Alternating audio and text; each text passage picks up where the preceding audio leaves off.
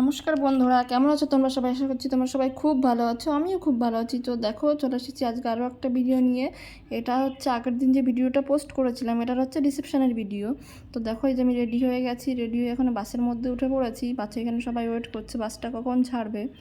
তো আমি এখানে বসেছি, এদিকে আরও যারা সবাই কন্যাযাত্রী যাবে তারা বসেছিল।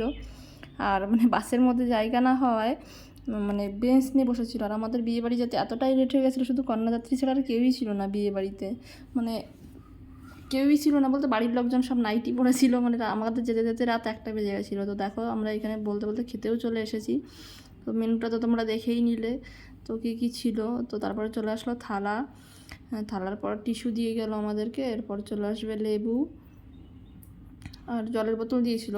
জলের কোনো গ্লাস ছিল না, বোতলই ছিল, লেবু। তারপর চলে আসছে, এটা হচ্ছে নানপুরি, চানা মশলা।